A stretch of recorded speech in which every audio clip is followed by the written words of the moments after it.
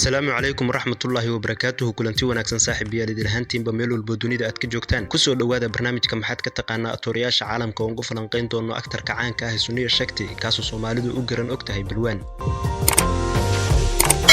balwaan wuxuu dhashay 11 Agosto 1961 waa jilaa Bollywood ka tirsan ama Hindi kaasi oo filimada maalgeliyo sidoo kalena ee ganacsade wuxuuna caan ku yahay in Bollywood ka tirsan in ka badan 25 sano wuxuu ka soo muuqday in ka badan 110 filim wuxuu caan ku yahay ama astaan yeeshay inuu sameeyo aflaanta actionka iyo sidoo kale shactirada waxaana loo bixiyay Bollywood action hero ama geesiga actionka looga haray Sunil Shetty markii laga soo tagay Bollywood wuxuu ka soo muuqday aflaam kale ay ka mid yihiin shirkadaha koonfur Hindi sameeyaan sida Malayalam Tamil iyo Kannada sidoo kale wuxuu hadda ka hor ka soo muuqday film English oo lagu magacaabo Don't Stop Dreaming sidoo kale Sunil Shetty wuxuu fanka Hindi ka gaaray maqaamkii ugu sareeyay markii loo fiirin lagu tilmaamay inuu yahay walaalka Bollywoodka waxaana lagu tilmaamay atooraha kaliya u soo gashay muddo 30 sano inuusan hal cadow Bollywood ku yeelanin waxaa la jeedaa in loo bixiyay Anna of Bollywood ama walaalka Bollywoodka maadaama qof kasta uu saaxiib leeyahay marka koowaad waxaan ku bilaabi doonaa Sunil Shetty ka hor intuusan fanka soo galin shaqada uu qaban jiray iyo sida uu soo gashay inuu Bollywood ku soo biiro Sunil wuxuu ku dhashay magaalada loo yaqaan Mangalore ee ka tirsan gobolka Karnataka gaar ahaan wuxuu ku dhashay deegaanka mulki loo yaqaan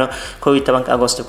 1961 wuxuu ka soo jeedaa qowmiyadda loo yaqaan Bunti ee ku hadasha luqadda Tulu waxayna dabcan isku jinsi yihiin ama isku qowmiyad yihiin qaar ka mid ah jilayaasha Bollywoodka sida Shilpa Shetty Aishwarya Rai Bachchan wuxuuna ka soo jeedaa ninkan koonfur Hindi ayuu ka soo jeedaa gaar ahaan reer Karnataka ayuu ka soo jeedaa Sunil Abis waxa lagu magacaabaa Viraba Shetty kaasi oo ahaa shakhsigii sabab u ahaa Sunil inuu imaado magaalada Mumbai Sunil Abis Mumbai markuu imaaday uma uusan imaan raaxa ee wuxuu u imaaday shaqo inuu ka qabto Sunil oo mar walba Abis ku dayday wuxuu ka dhawaajiyay in Abis Viraba Shetty oo shaqada ugu horeysa uu bilaabay ee maqaayad inuu ka noqdo waiter ama cavaliere ugu dambeyntii waxa xigtay Viraba Shetty maqaayadii uu cavaliere ka noqdo Mumbai ku taalay inuu asaga markii dambe uu ka noqdo milkiile Sunil Shetty oo noloshaas adag ku soo koray wuxuu Abis aad iyo aad ugu dadaalay inuu wax barto markii waxbarashada dhameeyay waxa xigtay Sunil inuu dhanka modelka bartay iyo sidoo kale sida dharka loo xayeysiyo maadaama style uu la dhar xayeysiin waxa uu xigtay Sunil kadib inuu furtay dukaan weyn dharka lagu iibiyo sidoo kale tajilaagan intii uu college ka dhameeyay wuxuu ku guuleystay wax loo yaqaan black belt boxing ama soonka madow ee boxingka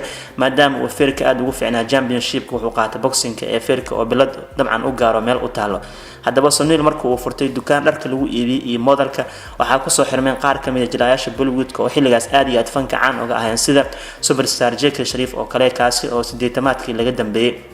Jackie wuxuu imaan jiray dukaanka Sunil dhar ayuu ka iibsan jiray mar walbana wuxuu Sunil ku dhiirin gelin jiray inuu fanka ku soo biiro inkastoo Sunil uu dhigi jiray mudan aniga ma iyo qof fanka ehlo ah ee waxaan ahay kaliya shakhsi model sameeyo sidoo kale dharkana laga iibsado kadib waxa xigay jiilkii xiga ee Salman Khan hogaamiyaha u ahaa ayaa dabcan ku soo xirmeen haddana dukaankii Sunil Shetty uu lahaan jiray tan waxay ka dhigan tahay marka Sunil inuu soo joogay Jackie oo superstar inuu dukaan iska gadan jiray markii dambe Salman Khan xidig noqdana dukaankiisa uu imaan jiray Amir Khan oo meesha ka dukaamaysan jiray ilaa markii dambe ku dhiirigeliyeen inuu shaashada soo hor istaago Sunil Shetty sidee ugu soo gashay inuu shaashada soo hor istaago ama fanka uu ku soo biiro ayaan eegi doonaa kadib markii uu asxaab badan ku yeeshay Bollywoodka dhanka ganacsiga waxa dhacday dabcan film soo saaraha caanka loo yaqaan Behlaj Nihlani in sanadkii 1988 uu dhiibtay film la dhaho Ek or Fawlad filmkaas laakiin wuxuu noqday nasiib darro mid aan hana qaadin markii uu Sunil mashruucaas dhameystiray 89 ahay directorna uu ka ahaa David Dhawan wuxuu noqday mashruucaas mid meel la iska dhigay Sunil Shetty wuxuu dabcan isaga laabtay shaqadiisii ah dukaanka iyo modelka inuu sameeyo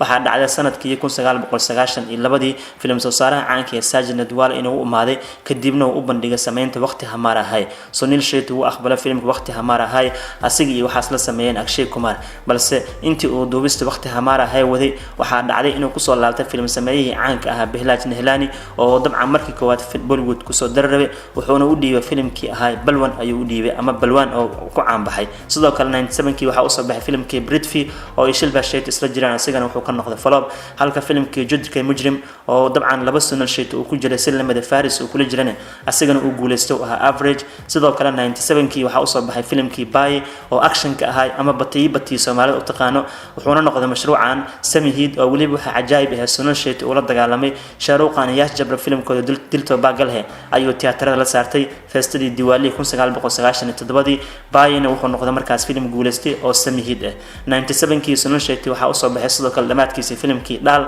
oo isla sameeyeen Mastana wuxuuna ka noqday mashruuc guul daraystay halka 97kii ku soo qatimay 5 December 1997 filmkii actionka ahaa oo isla jireen sanad doole Arman Kohli laguna magacaabo Qahar asagana wuxuu noqday mashruuc guuleystay markaan eegna abaalmarinada Sunil Shetty ku guuleystay waxaa kamid inuu ku guuleystay abaalmarinta loo yaqaan Filmfare gaar ahaan wuxuu ku guuleystay qaybta laadarka ugu wanaagsan sidoo kale waxaa jirta in Red Alert filmka 2010 soo baxay uu ku qaatay atooraha Koonfur Asia ugu wanaagsan waana bilada ugu sareysa ee jilaa Bollywood ku guuleystay waxaan lagu siiyay bandhigii uu ka sameeyay filmkii Red Alert The War Within waana mid kamid abaalmarinada ugu qaalisan ee atoore Bollywood ku guuleystay guud ahaan taariikhda Sunil Shetty ayaan ku soo ilaalinaa hadii aad tahay saaxiib nagu cusub fadlan channelkayga subscribe saar like share comment ka marno assalamu alaykum warahmatullahi